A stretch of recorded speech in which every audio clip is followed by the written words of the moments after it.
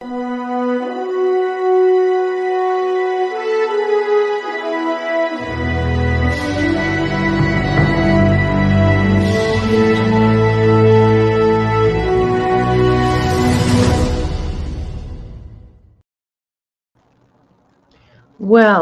good morning, everybody. Happy Wednesday. Happy Wednesday. You're watching The Today Show. I'm your host, Dr. Laurie Davis, and every once in a while, I like to go solo. But today, Jay, our founder of the Disability Channel, will be joining us for a little bit. And today is my day to just be me and no guests. And I like that sometimes because I do have lots of information that I like to share from myself and my perspective. And so I occasionally take advantage of the situation and give permission and take permission to do that. So it's Wellness Wednesday. And today I want to talk about mental health issues versus emotional wellness. Now, there's a mouthful, and we'll get right into it just because we can and we will. And today it's about mental health because that's a big part of our wellness, and it's really hot on the grid right now because there are so many people struggling with what we call mental health issues. And I learned from my very good friend Doug Smith that the trajectory for the crash, the mental health care crash from COVID-19 isn't even at its peak yet. It's predicted that by February, March 2025, we'll have reached the all-time high of people still responding and reacting to COVID in a mental way. So we better get ready and we better get well right away soon because we may not be able to get the help we need. And right now, that's a struggle also. In the medical world, many of us can't find a doctor even now, but to get the proper mental health services we need, that's even getting very, very difficult. Good morning, Kathy. How are you this morning? Thank you for being here. And today we're talking about mental health issues versus emotional wellness. Well, I actually think they're two different things. And the opinions that I express today are not necessarily those of the management because I do look at the world in a different way. I've always done that since I was a kid. For example, I will give you an example. Um, my mom would say, please eat everything on your plate. Don't you know there are starving children around the world? And the way that my mind worked was, well, if we have any left over, and I would just be little at the time, if we have any left over, let's put it in an envelope and mail it to them. To me, that was the most practical thing to do. So you see, my mind would always go somewhere else, and that prevailed throughout my whole life experiences. So, for example, another example would be, my mom told me one time, if you go through life and you have 2 or 3 really great friends, you'll be blessed. Well, when I was a teenager, there were probably 4 billion people on the planet. And I thought, wow, there's 4 billion people on the planet and I'm only allowed to have 3 friends? And I went, wow, that doesn't sound right. So you see, I always challenged things and questioned things. Now, lots of times that got me into trouble, but for the most part, it has paid off tremendously. So I don't put things out there that I haven't researched or that I haven't experienced on my own ground. And so you may not agree with me. You don't have to agree with me. But some of the things that I put out there 30 years ago that went out as a theory are now fact. So this is a theory that I had 30 years ago that I'm going to share with you today. You see, because my perspective of mental health would be physically the brain being injured, maybe in an accident, maybe I've had some chemical imbalances. I'm not sure that I believe that, but that's something that gets shared. That I'm not cognitively bright. So some aspect of brain injury. To me, that was mental health, taking care of the brain. And the rest of it, I categorized as not being healthy emotionally. Because not everybody is brain injured. Not everybody has hurt their brain or can't learn. But the emotional health issues to me should be what we are talking about and addressing. Now, maybe in the conventional systems, mental health is about that because they'll say somebody, you'll see it on the news, there was a shooting, and they'll always say, well, it was a known fact that this person had mental health issues. Well, what does that mean, really? What is that? Are they brain injured? Are they not? IQ isn't there up there somewhere where it should be. To me, that's mental health. But mental health versus emotional wellness. Because when we are well emotionally, those mental health issues seem to dissipate. And that's been my experience in working with my clients. Most of my clients, I would say 95% of them, have already been in counseling, therapy, pharmaceuticals to get themselves balanced. Um, lots of stuff like that. And then they're still not emotionally well. So that's where I like to work, and that's where I go. I am not a mental health care professional. My doctorate is an honorary doctorate in humanitarianism. And I chose not to be a psychologist or a psychiatrist. I could have been any of those things. But for me, it was more grassroots. So today, I want to demonstrate to you a very simple way for us to be more clear about whether or not we are emotionally stable. Because the more emotional stability we have, the more we can handle, the more we can cope with. When life throws us a curveball, we don't crash and burn. When you're emotionally stable, you can stand your ground and ride the wave and get through it without a whole lot of damage. So that's the area that I want to talk about today on our Wellness Wednesday. And certainly, Kathy's always here. She is one of our backup people at the Disability Channel. And I just want to tell everybody how much I'm enjoying working with you, Kathy. And your support of the show is over the top. And she always has really good questions. So, Kathy, feel free to ask away, and we'll get the questions answered or the comments. All right. Well, I brought a friend along today. Oh, there she is. This is Dottie. And I got her at, well, a department store, shall we say. And I loved her because she had this little butterfly on her sleeper, and I'm all about butterflies. And she's kind of an international kind of baby. You know, she could be Asian, she could be indigenous, she could be white. It doesn't really matter. And so she's nice and soft and cuddly. And I haven't washed her lately. She needs a bath. See, her foot's got marker on it or something. But I'll share the story of Dottie some other day, but why I called her Dottie. Dottie Walters, if you want to look her up, she passed away in 2007, and she was a mentor of mine, and she was an amazing mentor, and she came from really raw beginnings. And so when I got my baby, I decided to call her Dottie. So we're going to use her today as one of our props in our story. And we're also going to use a bucket. And you can get these buckets, small, large, any size.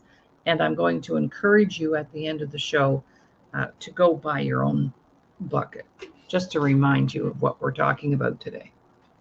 All right. So if we get started thinking about Dottie, so let's say if a friend of yours came in, oh, there, she's got some dirt on her there. If a friend of yours came in and she had just had a brand new baby, or your your granddaughter just had a brand new baby, or maybe a friend of yours, she had a new grandbaby, and this is like a brand new person on the planet, a brand new life. So, what are some words we would use to describe that beautiful little person, bathed or not? I'm kind of neglectful, I think. So, what are some words we would use? Well, let's see. I would use, and these are words I've heard from clients, and maybe Kathy could put some words up. So, that brand new little person that just arrived, what are some words we would use to describe them?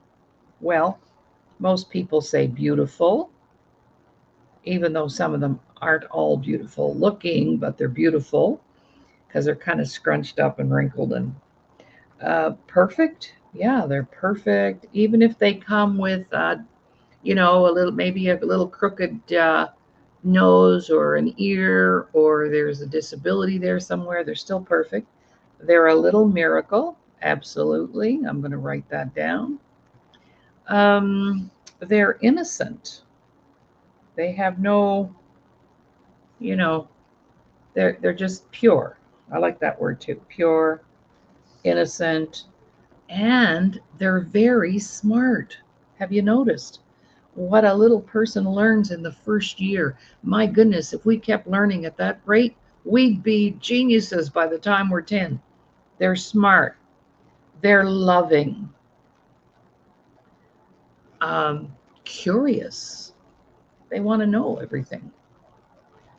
A bundle of love. I love that. Yes, I'm writing that down. Bundle of love. They they're non-judgmental. Like they don't care who holds them as long as somebody holds them, right? So they're non-judgmental. I think we have a pretty good list. All right. So beautiful, perfect, smart, loving, non-judgmental. Oh, trusting. They trust. And do you know, even children who have parents who are physically or sexually or verbally abusing them will not turn those parents in. That's how loyal they are. Loyal. Because after all, that's their survival, that's their security blanket. And we're not going to mess that up. All right, well, we're going to take a little break. And this is where I want to share. You have an opportunity to showcase your business, your event. Perhaps you have a book. Maybe you have a product that you would like to share with us on the Today Show. And this is exactly where you would do it. So I'm just going to take a little 30-second break, because actually you can say a lot in 30 seconds. You should just give yourself a little 30-second test. Here we go.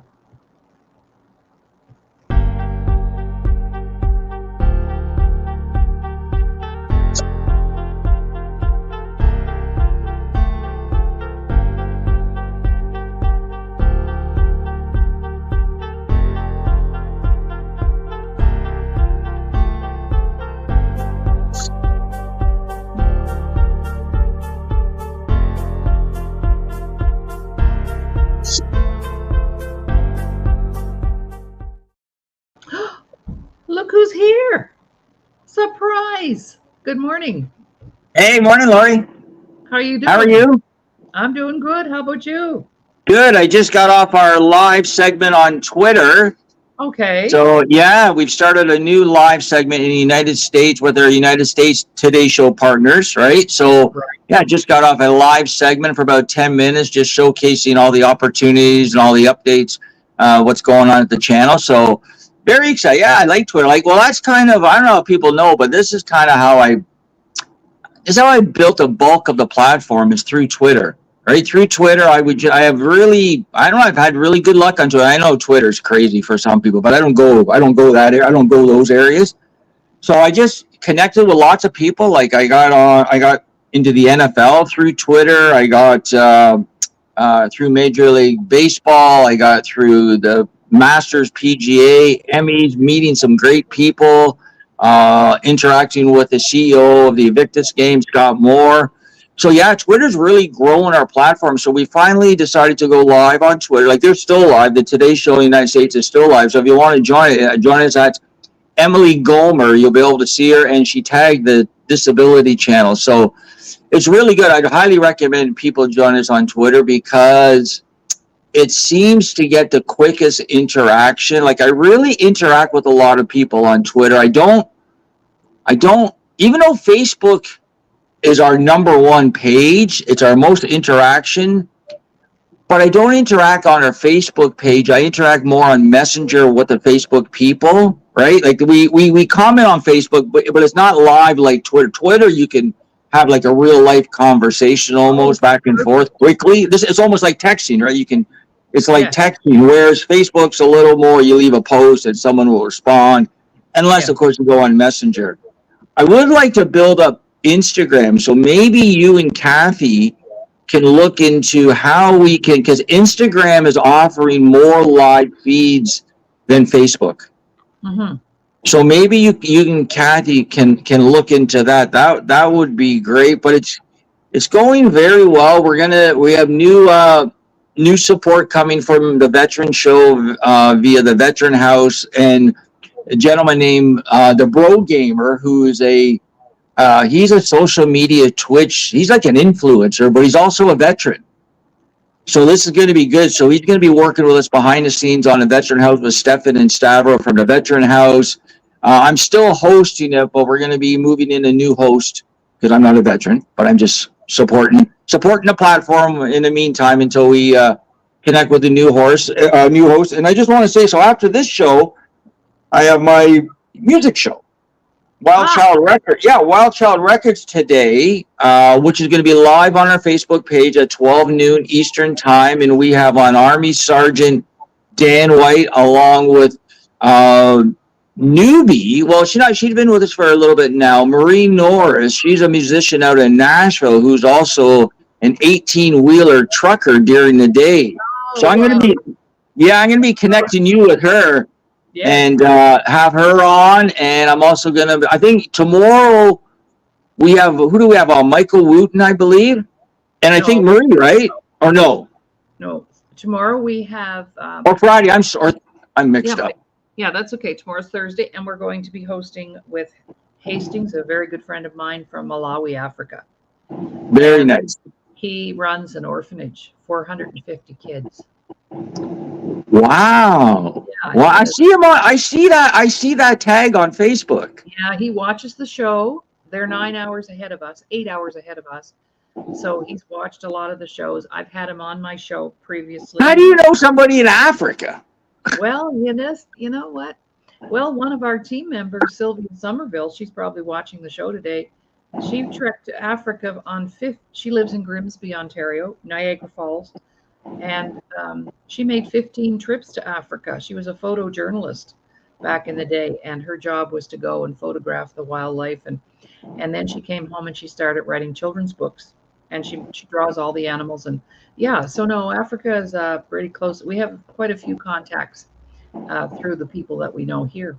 Mm-hmm. Very nice. Yeah, so but getting back to the guest list, I'm going to be sending you a lot of guests, probably either veterans and or musicians. So Thursday and Fridays are going to be an influx of new, probably people from across Canada and the USA. I think it's a great, well, you got the flagship show on our platform, so they're going to get multiple exposure, which would be great. Like I said, so getting back to my shirt, so obviously this is a Rolling Stone shirt, one of the best bands in the world, and I want to give a big shout out to Big Records and Loud Tracks. Loud Tracks has sent my company for our open mic night, which I'm going to talk about more later on. They've sent me, I think, I'm going to say 15 great shirts. So Rolling Stones, Pink Floyd, Kiss, just a ton of great and really good quality. So I want to give a big shout out to Nick and Loud Tracks and Jenny, and of course Mark at Big Records. I think you should have Mark on. He's He's a really good guy. And talking about Mark, and so we had a really, boy, I talk a lot. So we had keep going. yeah, had a really good meeting with the Invictus people on Monday. So looks like things are going to be moving ahead. There's a lot of moving pieces regarding production, regarding media and our SiriusXM radio show, regarding entertainment and musicians and big records. I love big records because they're out on the West Coast. They're right in BC. Okay. So as things unfold, we're going to have a really nice associate out there that we can count on, which is great. So it's going to be very exciting. So today I'm going to have I'm going to have a U.S. Army Sergeant Dan White and Marie Norris, and I'm going to get them to sort of play off each other. It's going to be really interesting. Two musicians from totally different backgrounds in different parts of the country.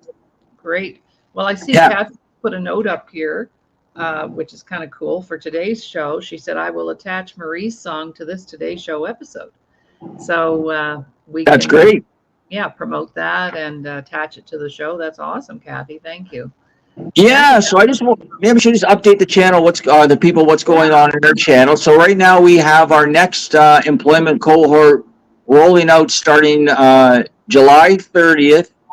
It might be already filled, but in case it's not, you can email me if you're listening, jay@thedisabilitychannel.ca, and we can see if we can enroll you. This is going to be really exciting. So we're hopefully going to be getting 2 cohorts from now until the end of the year, and getting them in employment in the media. So this is great, including we're going to go down to the Super Bowl. We have a little bit of a mini tour that could be growing. So right now we have October 12th for one of our first fundraisers is booked, Freedom Train, and it's a couple special guests. We have a 50-50, all in honor of veterans, so all the proceeds are going to be going to the veterans. And then we have February 2nd out in BC. February 2nd, so it's coming together. The Super Bowl is in Louisiana, which is February 8th or 9th. And we're going to be down there with Dave Stevens and maybe the flagship show with Laurie, right? That's a plan, right? And then the Invictus game starts February 8th to the 16th. So we're going to be supporting the games and maybe bring our sports show out there with Doug Smith and Laurie. But Laurie, I think you'll be down in Louisiana, right? So, yeah, so this could be good. There's a lot of things. And so if anybody wants to get involved, we'd highly recommend it. If anybody's looking to sell their goods and services, if anybody's looking to create their own show, we're producers, so we create shows. So if you're attached to the disability/health world, veteran world, and you do a podcast, or you're looking to become a host, or you want to find out more information on production, give us a call. We would love to have you join our team. We're all positive, right? So we don't do no negativity. You know, I mean, the world, everybody does drugs and porn and violence. I think we're the only one that doesn't do any of that, which is good, right? That's our mandate. No drugs, no violence, no porn. No sex, drugs, or rock and roll, right? Yeah, that's a 12 o'clock. That's a 12 o'clock show. Yeah, that's a 12 o'clock show. Yeah, right. Great. So yeah, so I'm gonna remove myself because I gotta prepare for our show at noon. But I really want to thank for letting me come on today, Laurie, and you're doing a fabulous job. Oh, thank you. I appreciate that. Yeah. So and Kathy too. Your team's great. Yeah, thank you so much. Okay. All right. Check you later. See you next time. You bet. Bye. Well, that's our illustrious leader and boss, Jay Stoyan, the founder of the Disability Channel, and I just, since I've met Jay, it has just inspired me to just really get serious about my broadcasting. I've been broadcasting like for 25 years, and I've never really, I did it because it was fun and I love to talk and I love to help people. And it was just really a sideline for me. I never really used it to make money or anything like that. But now I realize that I can make money, not just for me, but for the channel and support others in the process. And yeah, and hey, how about that? Just imagine me at the Super Bowl Now, if you've got something you want to promote, you better hook up with me, because do you realize that 204 million people watch the Super Bowl? And not everybody in person, of course. And we're not the big network that does the announcing or anything like that, but they have a section set aside for media, and it's called Media Way or Media Row. And so we can represent ourselves there and talk to people and interview people. And so Jay invited me to go down and be that part of the Today Show with Dave and Today Show Canada. So, yeah, it's very exciting times, and what a beautiful opportunity, right? So, I'm here solo today because I chose to be. I didn't book anybody in intentionally because sometimes I like to just do my own show, and I can go solo. I can share for hours, lots of content. So, that's pretty amazing as well. And I've spent years developing all that, and it's just so great to be able to do that. Over to you, Kathy. What are you saying here? Oh, wow. Yeah. Kathy says, maybe you can score tickets to the Super Bowl as media. Well, pretty much. And she goes, oh, wow. Yay. Hoo ha. Yeah. So that's what we're up to. And it's just amazing to me. Jay called me a while back. He said it's not carved in stone, but if we wanted to send you down to Louisiana to the Super Bowl and help cover that, is that something you'd like to do? And my immediate response was, yes. There's no thinking about that. That's just like, yes, right? So sometimes we get offered opportunities, because that's another whole show. What do we do with opportunities when they come our way? Well, a lot of people have to think about it. They have to research it. They have to get the opinion of other people. I didn't even ask my husband. I just went down and told him, guess where I'm going in February. And so it's, you know, we have to learn how to say yes and stop saying no and stop resisting and hesitating. And oh my goodness sakes, it just, life could be a lot faster if we could get more done if people would just say yes, right? Okay, so back to our topic today. We're talking about mental health issues versus emotional stability, emotional wellness, being in control and in charge of your emotions. It doesn't mean you can't have emotions. I always say it's not healthy to be emotional, but it's very healthy to express your emotions, express your feelings, how you're feeling.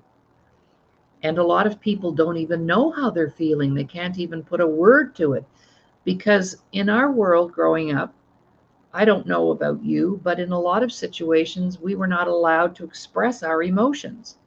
We weren't allowed to be angry because it wasn't the right thing to do, or it wasn't polite. And then we couldn't get excited because then we were too over exuberant. We were told to calm down. So after a while, we disconnect ourselves from even the vocabulary we need to express how we're feeling. So back to Dottie. If you've missed Dottie, here she is. And Kathy and I came up with some words to describe that brand new person.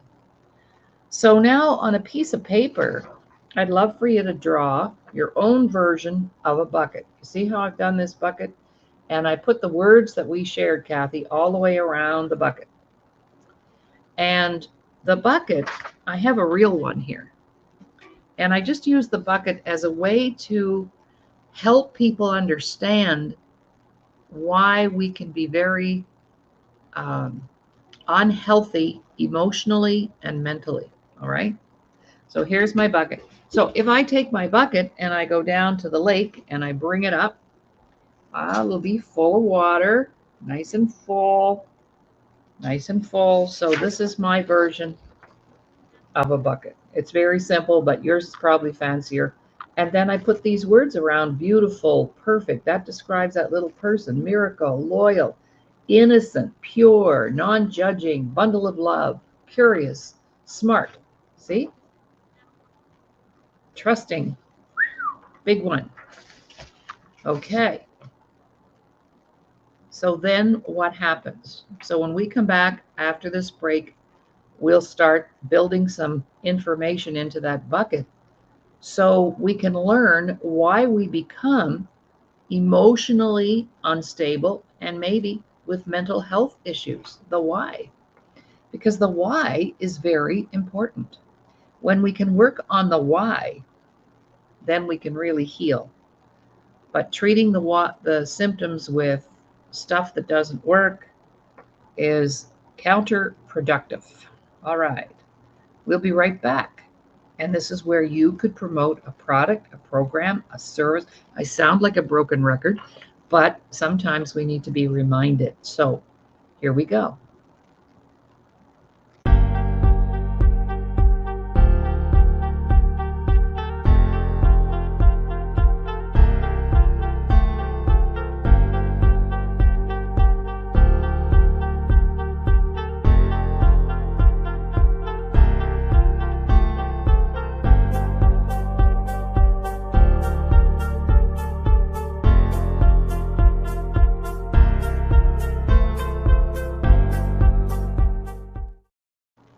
Welcome back, everyone. You're watching The Today Show. I'm your host, Dr. Laurie Davis, going solo today, which I actually enjoy very much. I love my guests. I enjoy meeting new people, but sometimes I have things that I want to share that only I can share. And so here we are today talking about mental health, being emotionally well. What happens to us early on has a lot to do with who we become as adults. So we're using the analogy of our bucket here. And so we're going to draw a line about a third of the way down on the bucket. And the age is 0 to 5. So let's see, Kathy, help me out here. What are some things that can happen to little kids between the ages of 0 and 5 that are not very nice? We come home from the hospital. We don't know where we're landing. We all land in different places in different spaces. So what are some negative things that can happen to a little kid between 0 and 5? And what we're going to do is let's say the first thing that happens, I'm home, I get home and there's no dad in the picture. Okay? No dad. Or maybe there's no mom. See, and that's what puts a hole in my bucket. This is probably one of the most powerful tools I've developed. I developed this 30 years ago. I knew this stuff 30 years ago. Okay, so, and I wanted to come up with a way to show people what can happen. And in each hole, we're going to put a T, because each hole represents some kind of trauma that we experienced as little kids. Maybe I get home and there's no food in the house. Maybe there's poverty there. Okay, Kathy said, called name calling. Okay, called fat by other kids. Kids can be very cruel. So name calling, making fun of me, right? Maybe, let's see, what else can happen? Maybe there's drugs and alcohol in the home, and there's parties at night, and I'm not getting my sleep, and I'm not getting fed. Okay, that's called neglect. That's a form of abuse. And speaking of abuse, maybe I am being abused. Maybe I'm being beaten inaccessibly, sexually assaulted, verbally abused, emotionally abused. And maybe I could have a real big trauma, like maybe I'm out shopping with my mom and I get lost, and all of a sudden I let go of the cart and I'm all by myself in a big store and I don't know how to find my mom. Things like that. Parents fighting, yes, a good one. Fighting and yelling and screaming. So as you can see, by the time I'm 5, I've actually could have experienced a lot of trauma already. So I like to use my bucket to explain this, because now remember, we had a full bucket, but if I punch holes in my bucket like that, and now I go down to the river to get water, what's going to happen? I'm going to have some leaks coming up. Okay. All right. Now the next section of the bucket is 6 to 13. So now I'm off to school. I may have some of these things going on already, but now I'm going to have some added holes in my bucket because of the new environment. So Kathy just shared that her cousin lost a brother drowning when he was a kid. So there's a hole. You know, a family member passes away or there's a tragic accident in the family. That can put a hole in our bucket. And this all impacts our ability to feel, because when we get hurt, we don't want to be hurt again. And so we start to, but that's another show. What do we do when we get hurt? Okay, so maybe I have an abusive teacher because maybe I have a learning disability. You know, maybe my vision or my hearing, or there's some other reason why I'm not making the grade. Um, let's see, other kids making fun of me. Maybe I'm the kid that doesn't get invited to the birthday parties. Maybe I don't have the right clothes. Puberty starting. So, you know, my body's changing and I don't have anybody explaining that to me. And that's traumatic. Um, let's see, what else can happen at this age? This is when I might be, you know, my parents get a divorce here. And did you know that most kids, when their parents get a divorce, they think it's their fault? Isn't that awful? Um, because the parents may use the kids as weapons, right? Back and forth. Maybe this is where we've had to move and I had to leave all my friends behind.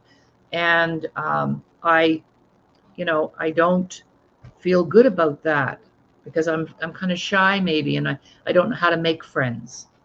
Let's put our minds in the head of a 12-year-old or a 10-year-old. Kathy says maybe stuttering. I've got a speech impediment. Yes, well, there's reasons for that. I'm traumatized. That's usually what that's about. I'm traumatized. Um, maybe at this stage of the game, I lose my grandma or my grandpa, my grandparents, my support system. Maybe, just maybe, the family is completely broken up and dysfunctional, and social services comes and takes us and puts us in foster care. How traumatic would that be? And I don't see my sister anymore, and I don't see my brother anymore. That can happen very early on, too. We could have mentioned that 0 to 5, maybe I was apprehended. And so you can see how more trauma gets built. Look at my bucket now. Now, if I take my real bucket and I punch holes in it, now I go down to the river and it comes up and it's all leaking out, and I'm becoming less and less able to handle myself, deal with things, because my ability to cope is diminishing. Kathy says the main breadwinner lost his or her job. Yes, that happened to me. When I was 12, my dad lost his job. That's when I had my first business, believe it or not. Okay, so then the bottom of the bucket represents high school, 14 to 18. What are some things that can happen to us in high school? Are you kidding me? So many things can happen. So let's see. I might, maybe I don't graduate. Maybe I'm not going to graduate. I didn't get invited to the prom. Poor grades. Abusive teacher. I don't make any of the teams. I can't get on the volleyball team, the basketball team, the hockey team. I can't get it. I'm not accepted. I'm the last one they pick in the lineup. You know, remember though in gym class, they'd be picking their teams, the captains, and then you'd be like the last one standing there. That was me because I was non-athletic. All right. Maybe this is where I lose a friend to drugs or suicide. And I'm experimenting with drugs and alcohol myself. And maybe I start smoking. And Kathy says, developing acne. I've got bad skin. Oh, that's hard on kids. And maybe this is where my parents get a divorce or I lose a grandparent. And maybe my best friend's killed in a car crash. I went to a really big high school and in Dartmouth, Nova Scotia. I believe our school population was 1,800. That was big for that time. And every morning, every Monday morning, the principal would be on there talking about who got killed on the weekend because we had this big hill, Magazine Hill, they called it, and they'd go out there and race. And somebody would end up dead. And scary. Maybe, yes, Kathy, grow too tall. Maybe I'm taller than my classmates, or I didn't get as tall. Maybe my breasts are larger than I want them to be. Those physical kinds of things that don't support me, that I feel are ugly or hurtful. My weight, very important in high school that I look sharp and look cool and be cool. Peer pressure, lots of peer pressure. So these are our traumas. Look at this. And I'm only 18 yet. Never mention what's going to come later. So now I put more holes in my bucket. Now I go down to the lake. What's going to happen? So what does this all mean? Well, it means that we have to come out of denial about the fact that we were traumatized. A lot of people don't even realize that they were traumatized, but their adult life is reflective of it. Because now I've developed mechanisms and defenses that I can use to justify everything so that I don't have to go there. I don't have to talk about it. But the only way to heal it is to talk about it. So now, after I've had all of these traumas, do I still feel beautiful? Chances are probably not. Do I still feel perfect? Do I feel like a miracle? No. Am I loyal? No. Do I feel innocent? No. Pure? No. Trusting? No. Non-judgmental? Do I feel like a bundle of love? No. Curious? Probably not. Loving? No. Don't touch me. Don't hug me. Don't do anything. Do I feel smart? No. So what happens? The trauma cancels out who we really are. This is who we really are. This is who I am. And this is who I became as a result of the trauma. Now, what are we going to do with that? Well, we need to get that healed up, but we can't heal anything if we're not willing to talk about it, do the work, confront it. We need to heal ourselves from the inside out, and nothing outside is going to fix it for you. Whether it's a new home, a new career, a new boyfriend, another baby, a renovated kitchen, a big new truck, none of that will change the trauma. Trauma is needing to be healed from the inside.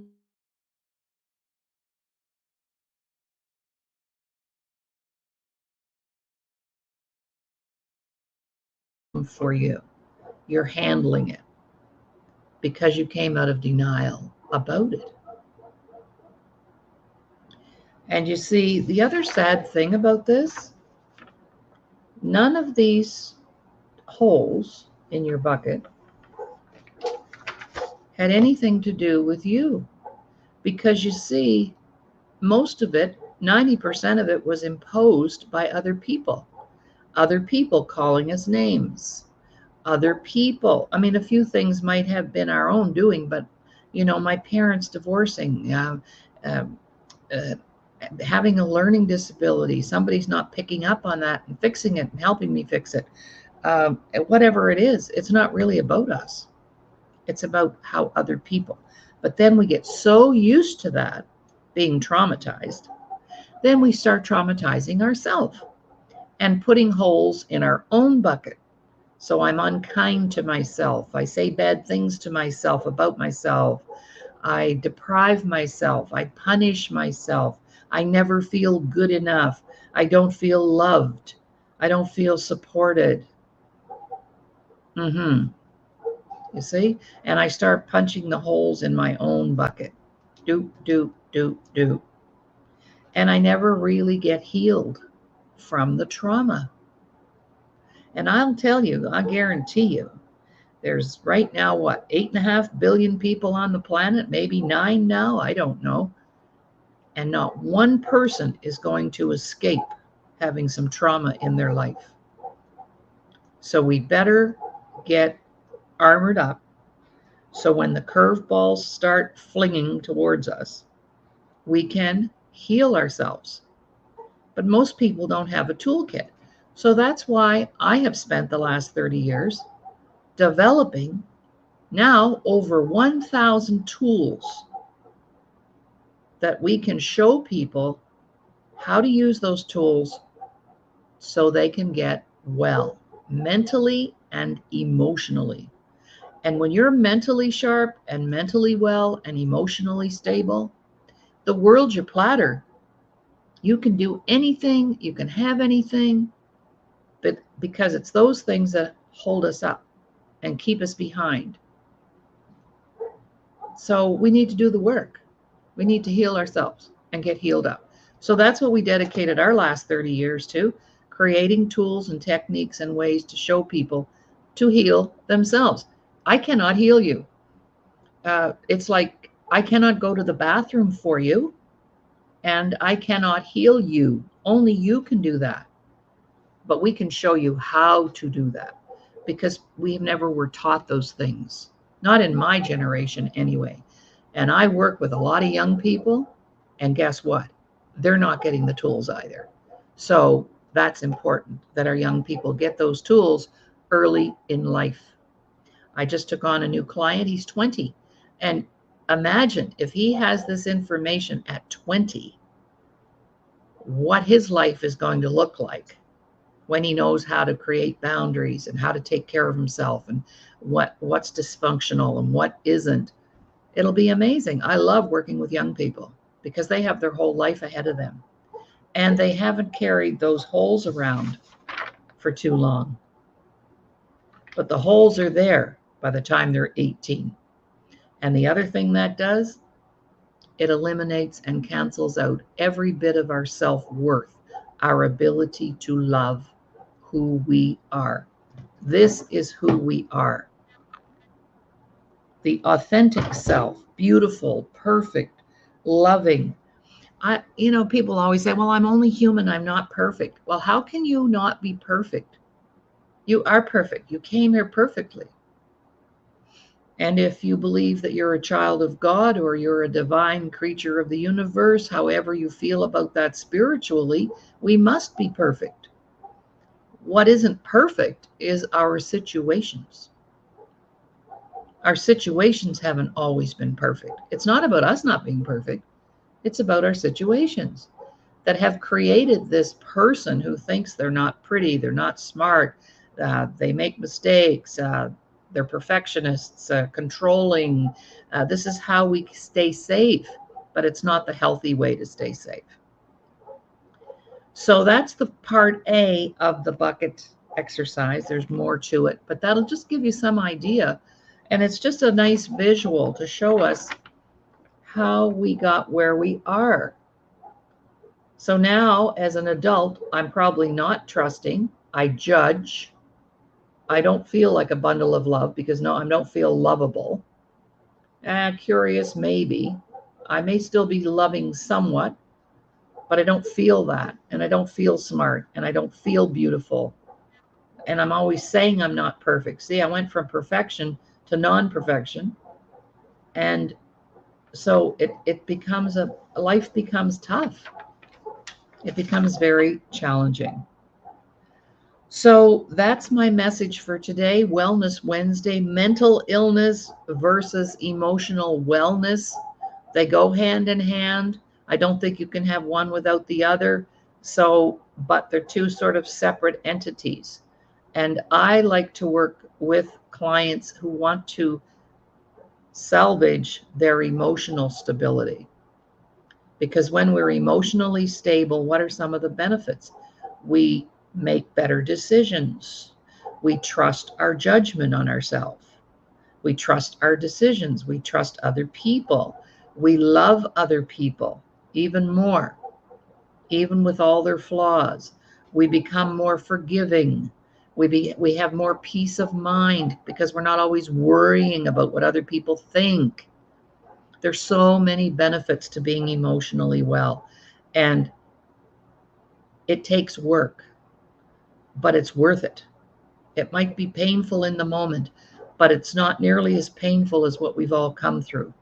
People say to me, "Oh, I'd love to take those workshops, but I'm scared." Well, you don't need to be scared because you've already done the hard stuff. You've already lived the hard life. How's that, like a Dr. Phil? How's that working for you? Right? So just step up and step out and reach out and know that you are capable of change. You can change anything you want. You can become whoever you want to become. Um, it's possible, and I'm an example of that. I used to be a perfectionist. I was very controlling. I wanted everybody to like me. I worried about what other people thought of me. I worked really hard to get the approval of everybody. I became a people pleaser. I thought everybody was out to get me, out to hurt me. That was the old Laurie. And I wasn't a very happy girl. But you see, that all happened with being sexually assaulted when I was 12. And out of that experience, I developed these mechanisms, walls to keep me safe. I'd have to always look pretty so, nobody would see how much I was hurting on the inside. And it's not really what we do, it's why we're doing it. Why we're doing it. I always had to be the best. I had to be for all the wrong reasons. It's okay to be the best. It's okay, but for the wrong reasons. I did it to get the approval of other people. Wrong reason. Wrong. So I could have had 2 or 3 more businesses on the side for all the energy I gave that. And my family doesn't love me. My friends don't love me. They don't talk to me. Yeah. Well, that's not even about me, because I'll talk to anybody. And I'll forgive you, and I'll forgive myself. Everybody messes up. So get over the mess up quickly so you don't miss out on things. Time's a wasting, right? Right on. Okay, well, that's our show for today. And thank you so much, Kathy Bell, for being here. And thank you to all of our viewers and everybody who's going to see the show. And this is an original Laurie Davis exercise that I developed many years ago to help people to see what happened and to help us come out of denial about what happened. And it's okay. It's not a problem. You don't have to live in the past. Bye for now. Tomorrow we'll be welcoming my good friend Hastings from Malawi, Africa. Hastings and his wife, Simone, run and operate an orphanage and a school for 450 orphans in Malawi, Africa. So we are trusting that our time zones and everything will click, and we can come in tomorrow and listen to Hastings share his story of why he does those things and how he gets those things done. And he's an amazing young man, and his wife as well. All right, so bye for now. Talk to you later. And yes, Kathy, I agree with that. That would be excellent to have a part of this on the website. Beautiful. All righty then. We'll see you tomorrow.